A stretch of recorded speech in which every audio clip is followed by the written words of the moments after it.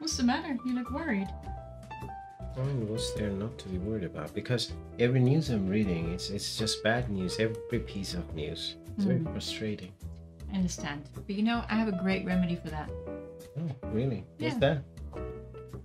Oh, We just put it away. that's one way. And since it's out of the way, so I think how to keep ourselves busy. I think we should do another lesson. Yeah, that's good. So let's do another lesson. And I think since we have been doing our pronoun series, it'd be a good idea to do indefinite pronoun. We haven't talked about it yet. Yeah. And that's great. really a good topic. There are a lot to learn. And I'm sure everyone will love it. Yeah. So without any further ado, Let's start the lesson.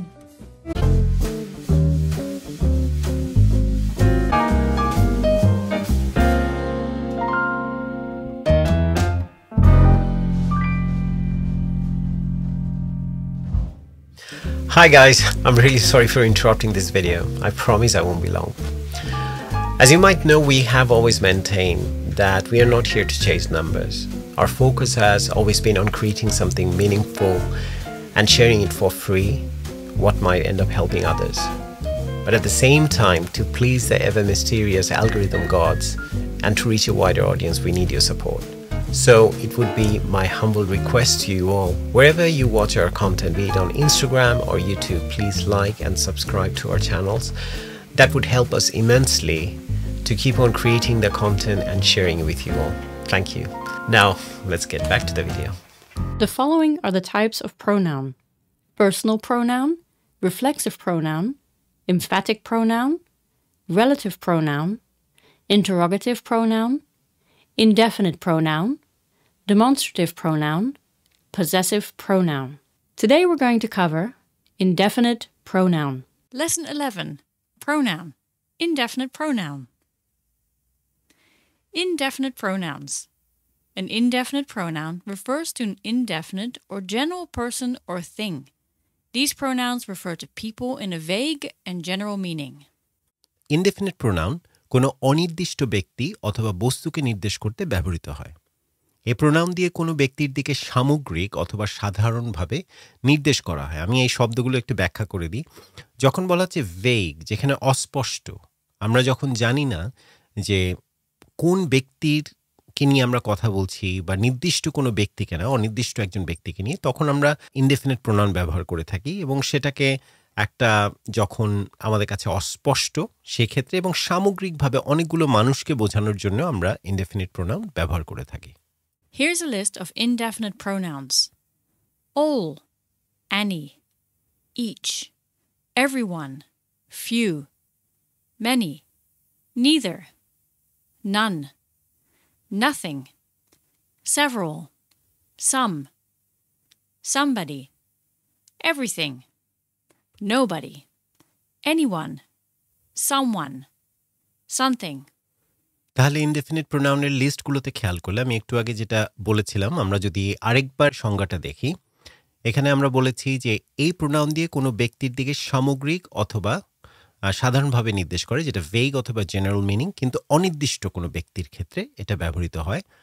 এখন আমাদের লিস্টে দেখছি যে যখন বলা হচ্ছে সামগ্রিকভাবে সকলকে বোঝানো হচ্ছে, এনি যে কোনো কেউ হতে পারে, যে কোনো, এচ প্রত্যেকে, এভরিওয়ান আবারও বলা হচ্ছে প্রত্যেকে, ফিউ কিছু সংখ্যক। তাহলে প্রত্যেক ক্ষেত্রেই কিন্তু আমরা একটা সংখ্যা বুঝাচ্ছি, কিছু সংখ্যক মানুষের ক্ষেত্রে কথা বলছি বা ব্যক্তির ক্ষেত্রে, বস্তুর ক্ষেত্রে হতে পারে, কিন্তু আমরা জানি না কতজন, আমরা জানি না কারা বা কোন বস্তুগুলো, যেখানে অনির্দিষ্ট ব্যক্তি বা বস্তু নিয়ে কথা বলা হচ্ছে, সেই জন্য আমরা এখানে ইনডেফিনিট প্রোনাউনগুলো ব্যবহার করছি। কিন্তু আমাদের এই ক্ষেত্রে কিন্তু লিস্টগুলো একটু মনে রাখতে হবে এবং এগুলো দেখলে আমাদেরকে চিনতে পারতে হবে। সেখানে যেমন everyone, everybody, someone, somebody, nothing, neither, either, neither, either, যেভাবে আমরা বলি না কেন, none, তারপর nobody, আবার none হতে পারে, anyone, anybody, someone, somebody, অথবা something, যেহেতু একটা বস্তুর ক্ষেত্রে, অনির্দিষ্ট কোনো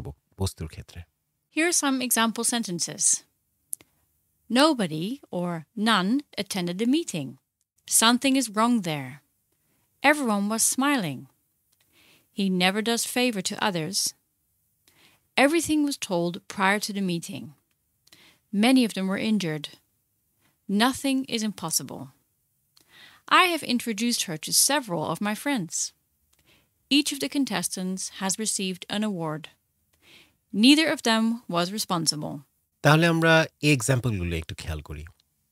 নোবডি, নান, আমি যেটা বলেছিলাম নোবডি হতে পারে, বাডি হতে পারে, অথবা ওয়ান আমরা ব্যবহার করি। তো যে কোনো একটা আমরা ব্যবহার করব এখানে। এখন অ্যাটেন্ডেড দ্য মিটিং, যেটা হচ্ছে অনির্দিষ্ট ব্যক্তির ক্ষেত্রে, যে কেউ মিটিংয়ে আসেনি।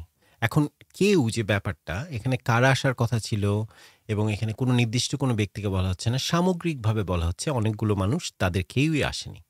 সামথিং ইজ রং দেয়ার। তা এখন সামথিং, কোনো একটা কিছু সেখানে সমস্যা আছে। এখন কোনো একটা কিছু কিন্তু নির্দিষ্ট করে বলা যাচ্ছে না কোন ব্যাপারটা, কিন্তু কোনো একটা কিছু, সামথিং, অনির্দিষ্ট একটা ব্যাপার। এভরিওয়ান, এখানে সামগ্রিকভাবে বলা হচ্ছে এভরিওয়ান ওয়াজ স্মাইলিং, সবাই হাসছিল। He never does favour to others, যে সে অন্যের উপকারে খুব একটা আসে না বা অন্য উপকার করে না। তো সেক্ষেত্রে এখন অন্যের বলতে কোন অন্য আমরা জানি না, এখানে অনেক যে কোনো কেউ হতে পারে, এবং সামগ্রিকভাবে একটা বোঝানো হচ্ছে অন্যান্য যে কোনো মানুষের ক্ষেত্রে। Everything was told prior to the meeting, এই মিটিংয়ের পূর্বে সব কিছুই বলা হয়েছিল বা প্রত্যেকটা বিষয় নিয়ে আলাপ করা হয়েছিল, কিন্তু কোন প্রত্যেকটা নির্দিষ্ট করে বলা হচ্ছে না। Many of them were injured, এখন মেনি অনেকে, এখন অনেকের মধ্যে কতজন ছিল, কারা কারা ছিল আমরা জানি না, কিন্তু সামগ্রিকভাবে বলা হচ্ছে অনেকে। নাথিং ইজ ইম্পসিবল, আবারও নির্দিষ্ট করে না, অনির্দিষ্ট করে বলা হচ্ছে কোনো কিছুই অসম্ভব নয়। তাহলে কোনো কিছু মানে কোন ব্যাপারটা বলা হচ্ছে না, সেজন্য আমরা নাথিং ইজ ইম্পসিবল, সেটাও একটি indefinite pronoun. I have introduced her to several of my friends, আমি তাকে আমার অনেক বন্ধুদের সাথে পরিচয় করিয়েছি।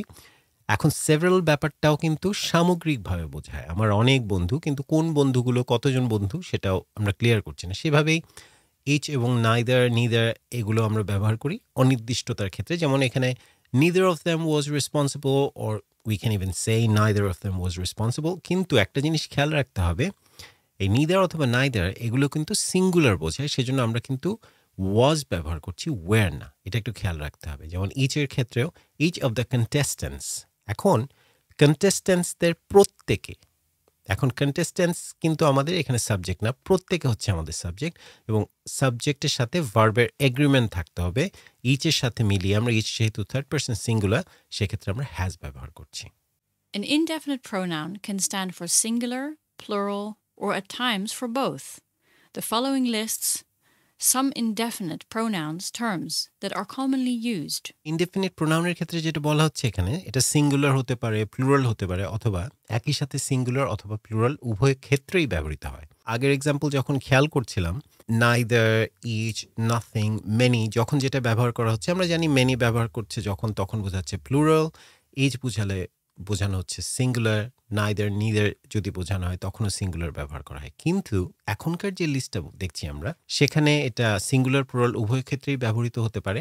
তো আবারও লিস্ট দেওয়া আছে সিঙ্গুলার, গতবারের মতোই সিঙ্গুলার অথবা প্লুরাল, এই ক্ষেত্রে অল, মোস্ট, নান, এগুলো উভয় ক্ষেত্রেই ব্যবহৃত হতে পারে। অলের পরে আমরা আর দিচ্ছি, আবার কিছু কিছু ক্ষেত্রে আমরা দেখব একটু পরে এক্সাম্পল দিয়ে, অলকে আমরা সিঙ্গুলার হিসেবেও ভাবতে পারি যখন এটা কোনো এমন কোনো বস্তুর ক্ষেত্রে ব্যবহৃত হবে যেটা আনকাউন্টেবল, যেটার গণনা করা যায় না, তখন আমরা একটা পরিমাণ বোঝাতে অলকে আমরা সিঙ্গুলার হিসেবে ব্যবহার করব।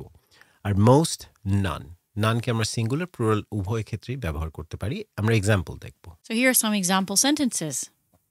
Every season, one of the players attempts to break his record. That would be singular. Every season one of the players, প্লেয়ারদের যে কোনো একজন, খেলোয়াড়দের যে কোনো একজন, অ্যাটেম্পস, যেহেতু থার্ড পারসন সিঙ্গুলার হিসেবে ওয়ান ব্যবহার করা হচ্ছে, এখানে আমরা অ্যাটেম্পস থার্ড পারসন সিঙ্গুলার হিসেবে ভার্বের সাথে অ্যাটেম্পট যে ভার্বটা, তার সাথে এস যুক্ত করছি। কিন্তু দ্বিতীয় এক্সাম্পলে Both have paid homage to their great ancestors, which would be plural. তাহলে এখানে দেখি বোথ যেহেতু বোঝানো হচ্ছে উভয়ে, তাহলে একের অধিক মানুষ, এবং তাদের ক্ষেত্রে হ্যাভ পেইড, এখানে হ্যাজ পেইড না, যেহেতু থার্ড পারসন প্লুরাল, সেজন্য আমরা হ্যাভ ব্যবহার করছি, have paid homage to their great ancestors. তো যেহেতু বোথ প্লুরাল, তাদের জন্য আমরা এখানে হিজ বা হার ব্যবহার না করে আমরা দেয়ার ব্যবহার করছি। 3 নম্বর example, All of the players we count on are out of form, which is plural. তাহলে এখানে অল ব্যবহার করছি আমরা প্লুরালের সাথে অথবা প্লুরাল হিসেবে, যে প্লেয়ারদের সবাই, যখন সবাই বলা হচ্ছে নিশ্চয়ই তা একের অধিক, we count on or out of form, তাদের প্রত্যেকেরই ফর্ম ছিল না। তো এখন যেহেতু অল, তার জন্য আমরা ব্যবহার করছি যে ভার্বটা সেটা হচ্ছে আর। শেষের এক্সাম্পলটা দেখি। Almost all the money in my bank account has been spent, which is singular. তাহলে দেখি এখানে আবারও অল ব্যবহার করছি। 3 নম্বরে অল অফ দ্য প্লেয়ার্স বলেছি, কিন্তু সেখানে এটাকে প্লুরাল হিসেবে আমরা দেখছি আর আউট অফ ফর্ম, আমরা এখানে আর ব্যবহার করেছিলাম। কিন্তু 4 নম্বরে almost all the money in my bank account, তাহলে সেখানে যেহেতু টাকার কথা বলা হচ্ছে, টাকাকে আমরা নন কাউন্ট অথবা আনকাউন্টেবল একটা নাউন হিসাবে ধরে থাকি। তো সেক্ষেত্রে পরিমাণ বোঝাচ্ছে যে সকল যে পরিমাণ টাকা আমার ব্যাঙ্ক অ্যাকাউন্টে ছিল সবগুলো খরচ হয়ে গেছিল। তো সেই ক্ষেত্রে আমরা অলটাকে এখানে সিঙ্গুলার হিসেবে ব্যবহার করছি এবং আমাদের ভার্ব হচ্ছে এখানে হ্যাজ, হ্যাভ হবে না। So what do you think of today's lesson? Yeah, it was good. Yeah. I'm very happy with that too. So that was indefinite pronoun for you. যারা বাসায় বসে আজকে আমাদের লেসনটা দেখলেন, আমাদের পার্টস অফ স্পিচের যে আমাদের একটা সিরিজ চলছে গত কয়েক সপ্তাহ ধরে, the pronoun হচ্ছে তার মধ্যে একটি. So we have tried to cover indefinite pronoun today quite in detail, and there are some information examples I hope you'll find it useful. And going forward, next week we'll have another lesson on the same pronoun series because we have still quite a bit left. Well, looks like someone is very busy. You have found a good use of the newspaper by the looks of it. I did. Action. Quite a statement.